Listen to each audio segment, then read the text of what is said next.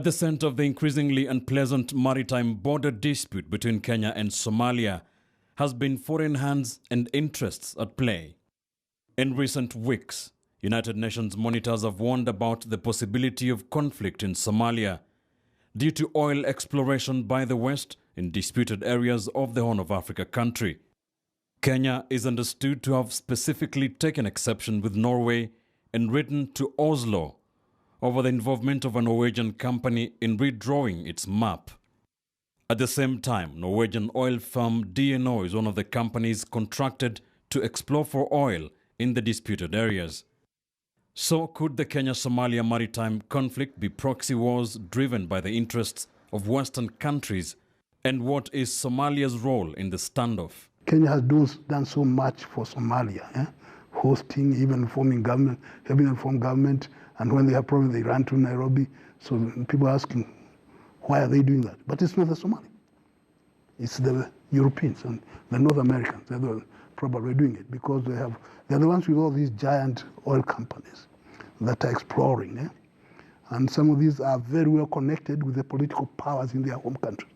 Problems began when Somalia took Kenya to the International Court of Justice over the maritime boundary in the Indian Ocean. As we speak right now, United States of America, UK, Norway, which is an associate member of the European Union, together with China, are siding with Somalia. Only France are siding with Kenya. The issue has been the basis of much uncertainty over the upcoming ICJ ruling, with a Kenyan position that a negative outcome could make the country landlocked. Which means that many of the development that Kenya is undertaking that are sea connected are going to be undermined. Take, for instance, the LAPSET project. The Lamu Port South Sudan-Ethiopia transport corridor, LAPSET, seeks to link the East African coastline to not only South Sudan and Ethiopia, but also the Central and West African seaboard, all the way to the port of Douala in Cameroon. If Somalia's wish is granted, Kenya would have to get permission from Mogadishu in order to use the Lamu port. Imagine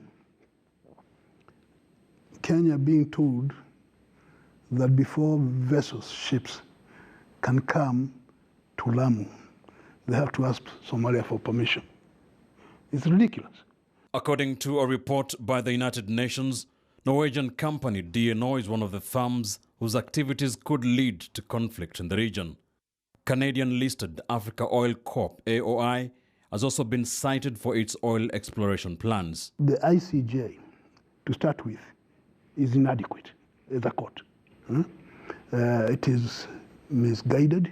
So you have the president is a Somali, you have another judge who is Somali, you have other judges who seem to be lining up with the people who are trying to grab, and then it's like a ship going to a court run by hyenas and expect some justice.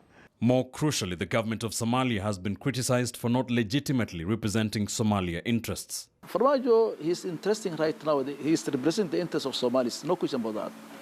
Because he's an election at the corner, and he cannot, agree with Kenya, what do you call on the side road.